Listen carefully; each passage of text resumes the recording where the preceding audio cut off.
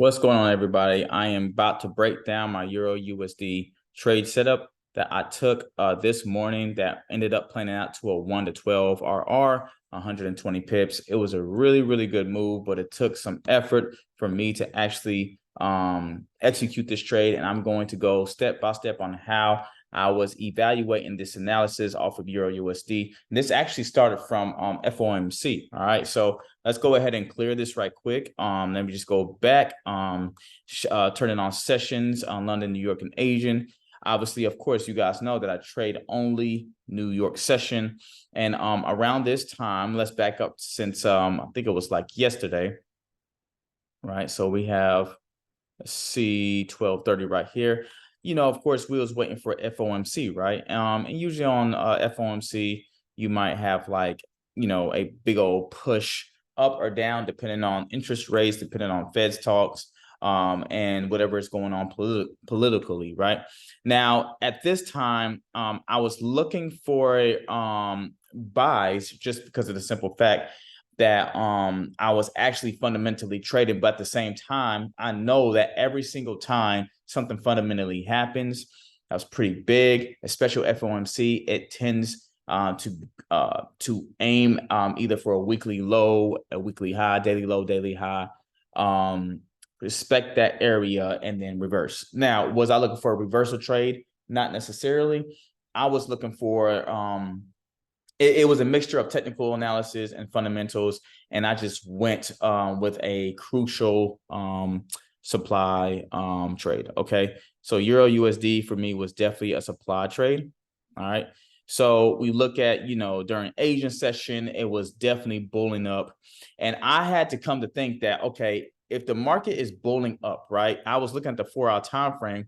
I said the market is definitely in the area where it looks to be in selling pressure after the fact. On a 1-hour time frame, let's go here. I was seeing rejections. Okay, now this is 4 or 5 o'clock, right? And this is telling me that once it gets to a supply zone that I wanted to respect, which is right here, that was probably going to stall. Now, I was asleep around this time. I'm just going to fast forward to when I woke up. So this is 5, 6,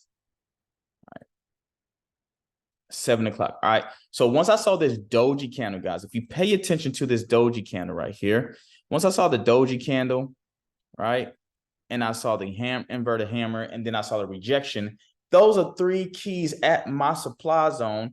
And it did not close above the zone either that I was wanting to sell. All right. So some of you guys is like, well, how did you sell? Well, what I did is I went on the 5-minute time frame, and I was looking for more bearish, more of a bearish move. Now, instantly, I usually wait around, you could say, like after news to trade, but this time I just saw the opportunity to just go ahead and trade. I saw too many rejections at my zone, and so what I ended up doing was shorten the market here.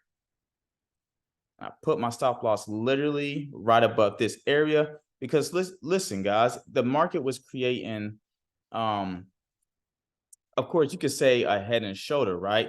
But that's not what I was really looking for. I was actually looking for not only rejection, but more lows to be broken. Okay, so this low right here was actually broken, and once that low was actually broken, it was just basically just telling me that the market no longer wants to push up. It was just failing to push on a 1-hour time frame anyway. So I was waiting for a market to kind of like push back upwards and then push more downwards, which this happened, and went down, came back up, failed to continue up, and then engulfing bearish candlestick, which is perfect for me. I usually wait for a break of the previous candle, which I did here. And what I did was I took it down to a liquidity. Now, of course, when I go on a 1-hour time frame, you're going to see how it just tanked, right? My liquidity was it was literally a 1 to right here, 1 to 12. And some of you guys was like, why are you pushing down that way? Okay, number one, you have this wick. All right. Now, I believe that a lot of times when the market leaves wicks, the market is going to feel that way, right? Number one. Number two, remember, guys, this is not just something where people are just manipulating the market, want to fool you into thinking they're going one way. The market doesn't have time to always thinking about you. It's not trying to always trick you. That's not the goal of the market. The goal of the market is for these big boys to make their money and get out. Okay. When these people get out, the market starts tanking. When these people want to make more money and buy, the market starts buying. What tends to happen is the big players who wants to buy, there is a time where the guys who are in the market gives these big players discounts. And once it gets to a discounted price, it buys back up. And here's the thing, you either be on the right side or the wrong side. All right. And that's how trading really is. Okay. And it is what it is. If you lose, you lose. Don't blame the market if you lose. All right. To me, I see that the market is going way down to a discount. And to me, I see a lot of liquidity down here. Okay. So my final take profit was in this area. All right. Because for me, I wanted all this right here is a big old gap. Now, for you guys know, I trade a 1-to-1. I usually trade 1-to-1s, 1-to-2s, right?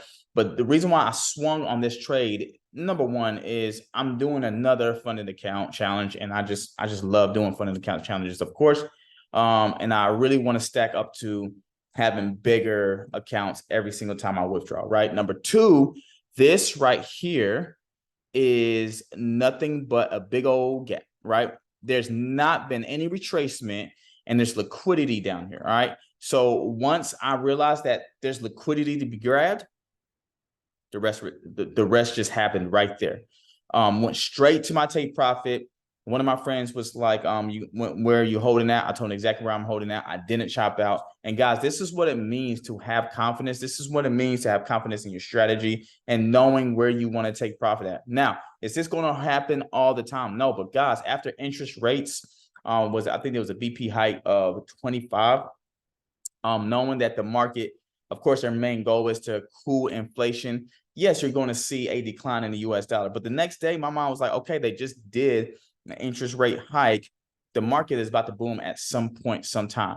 So this was the perfect opportunity I took right at my supply zone. And anytime the market dips, right? Anytime the market dips, breaks this low right here, fails to return, this is your supply zone after the low is broken. You want it to come back to retest that zone, and then boom, drops right back down to that zone. So I hope this video was helpful. I hope, listen, guys, I usually trade on a 5-minute time frame for supply and demand. On this time frame, on a 4-hour and a 1-hour, it's just so beautiful that I could not resist it. Trust and believe. You don't just have to do the 5-minute time frame. You can do the 1 hour, 30 minutes. But for me, I like the 5-minute time frame because it moves better. You don't have to wait days. It respects structure, in my opinion, better. And it gives you a setup almost every day. When you trade in the 1 hour time frame or even a 15-minute time frame, you're not always going to see your setup a lot. And I'm the type of guy that I want to trade Monday, Tuesday, Thursday, Friday. I really don't trade Wednesdays unless I see something very, very valuable when it comes to a setup. So hopefully this EURUSD was definitely something that catches your eye, and I'll see you in the next video, and hopefully it'll just help you on your trading plan. Yeah.